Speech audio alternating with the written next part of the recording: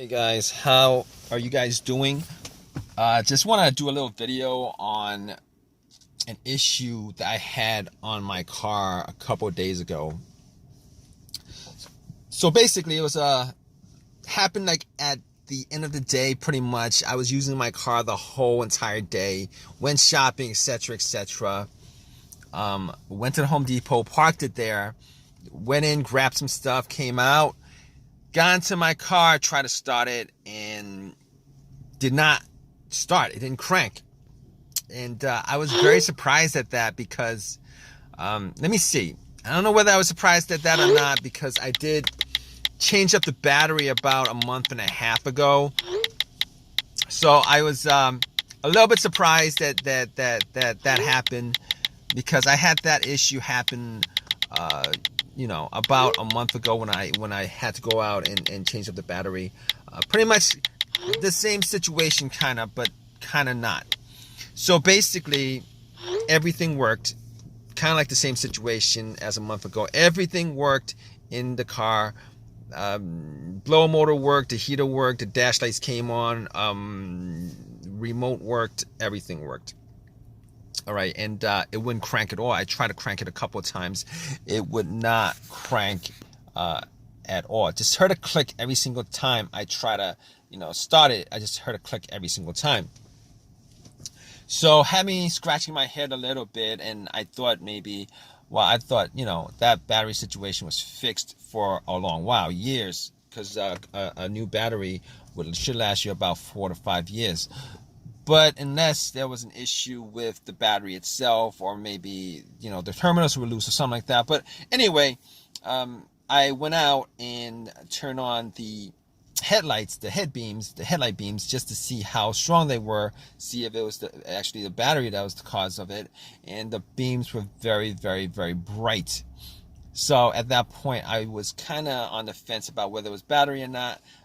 Opened up the hood, popped it, and looked around the battery area just to see whether it was something wrong with the way it, the terminals were plugged in, and I was looking at it, and the terminals were a little bit dirty. So I took the terminals off, had some Coca-Cola, poured some Coca-Cola on the terminals, got some paper towels that I had, and wiped them, popped them back on, and then tried to start the car again, and it would do the same thing. It wouldn't crank at all. Everything else worked, it just would not crank. So at that point, I went back out, rechecked the terminals, made sure they were tight, and they were tight enough. I mean, I was able to wiggle them loose and stuff, but they were tight enough. All right, they were tight enough. So I didn't think that it was the terminal that was the issue, because they were clean enough also. And at that point, I was like, maybe I should look at the negative terminal just to see whether the ground was connected to the frame of the car, whether there was any kind of rust or any kind of corrosion there. So I checked it out, and everything was clean. And that negative wire is the ground wire to any vehicle. So I was like, okay, all right. Let me see. The battery is good. Terminals are good. And at that point, I was like, okay, I'm gonna take out my power pack that I bought from Walmart when I got the battery, just in case one of these situations happen again, because just to save myself some time and stuff like that. I popped it on, and I was for sure it was gonna crank up. All right, and I tried to start it, and nothing. Same thing, click, didn't do a single thing. So at that point, I was able to rule out the battery altogether, and I was able to rule out the alternator being the cause of the problem. And the reason why I was able to rule out the alternator being the cause of the issue pretty much is this. If there was an alternator issue that was causing a problem with the car not being able to charge the battery, etc., etc., just jumping, it would have just jumped you know, it would have cranked over, it would have ran, etc., etc. But obviously, I'm making this video, you know, that didn't happen. So I was like, okay, that's probably not the issue at all. So I was able to rule out the alternator, the battery, the ground wires, the terminals, which for the most part, many times, those would be the main issue of something like this. So at that point, I was scratching my head over it. I was thinking, what else could it be? I mean, could it possibly be, you know, something wrong? And I did have a check engine light, and I know that check engine light was for emissions. All right. But I had an OBD2 reader, you know, one of these $19 OBD2 readers that you can get at Walmart, and I plugged it in. I'm pretty sure it wasn't anything as far as, you know, the computer was concerned, but just to make sure, I plugged it in and ran the OBD2. It ran straight through, read it. Obviously, that check engine light for emissions popped up, but nothing else popped up. So at that point, I was able to rule out a bunch of other things. The computer itself, I was able to rule out, since it actually read the whole entire ECU, the car's computer. It was able to read that, so I could just rule that out. I was able to rule out anything else that may have a sensor that would cause it, but I'm pretty sure with a no start, no crank situation, it really doesn't have that much to do with sensors, as far as the mass airflow sensor, the throttle position sensor, crankshaft, all that stuff, because normally those things going out, it would actually create a situation where you could crank up your car, but you just wouldn't be able to start it. So anyway, at that point, I was left with a couple of things. I was left with a couple of things that I could try to figure out whether, you know, whether I could fix it or not. And a couple of those things would be the fuses and the relays. Now, I opened up the fuse box and, you know, checked out the fuses just to make sure that there weren't any kind of brownish tint to any of the fuses, just to give an indication that fuse was blown. I wasn't able to smell anything that was burned, though. So basically, I knew that it wasn't, you know, that, and I couldn't pick it up. I didn't have a fuse tester with me, so I couldn't pick it up if any of the fuses had issues. But from eyesight alone, I could tell that none of them were probably the problem. But I can recall two cases where I've had issues with this kind of situation, where I had a no crank, no start, where the fuse was the cause of it. One of those situations was with an Acura, and the main fuse of that car was blown.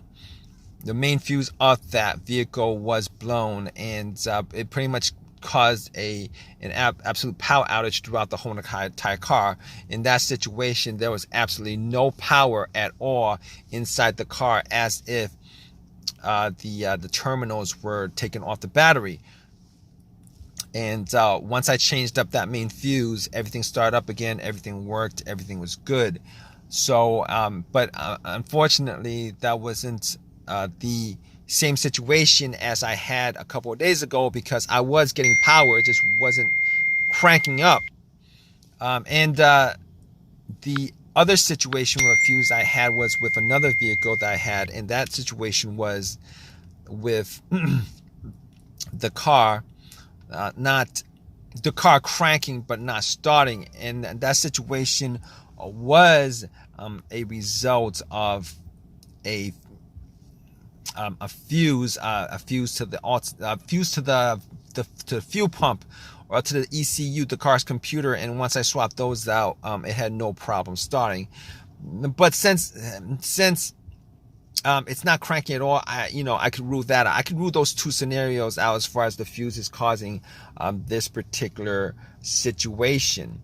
So now that I couldn't rule out the fuses 100% at that point, but since I didn't have a fuse tester with me going through those two scenarios, I was gonna rule those out. I was actually looking for a quick fix. So here's the thing about it. All right. Now after that, there's only a couple of things that I could think of that could cause that situation, generally speaking. All right. The starter or the relays.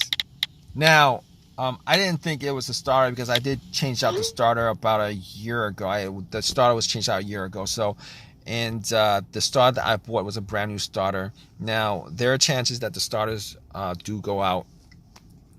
But in this situation, I was thinking rebuilt starters go out more than new starters. And the starter that I bought was an OEM starter. Okay, so I was like, okay, I was crossing my fingers that it could be the relay that was the issue. All right, that's me crossing my fingers, thinking that was one of the relays, probably a starter relay that was causing the issue. And I went to looked at the relays, checked the relays out. Obviously, if you guys know anything about relays, it's not something that you could probably visually check to see whether something is wrong with it or not. Normally relays make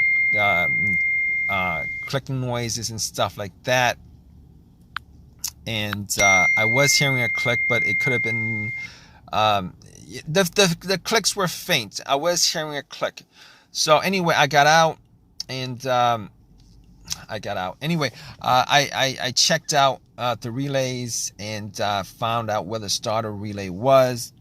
What I did was I took it out just to inspect it, just to see whether there's any kind of corrosions on the stems or not, and didn't see too much corrosion on the stems. Now, normally, this situation would entail, as far as me testing it was concerned, was if there was somebody else who could listen to the relay clicking when I'm in the car and stuff like that, I could be able to tell 100%, probably not 100%, but whether that was the issue or not. But what I did was, instead of doing that, I checked for another relay that had the same, I checked for a relay that was similar, an identical relay in the box. And what I did was, just to test it out, I took the relay out and then swapped it. I took the relay out and then swapped it. And once I swapped it, I tried to crank the car up, and bam, it actually cranked up. It cranked up. It started. So at that point, I knew that it was a malfunctioning relay. Now, so I was able to drive it to AutoZone, bought another relay, popped it in. It works. It's been working since. So it was the starter relay that was the problem.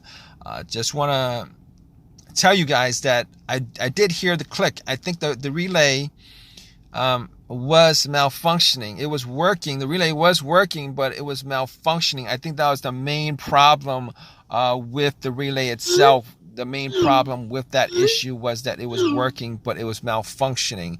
Now, I didn't really care enough to do that test, but I did hear the click. And normally when you hear the click, it means that the relay is working, which kind of caught me off guard. But it was working, but I think it was malfunctioning. That's why it wasn't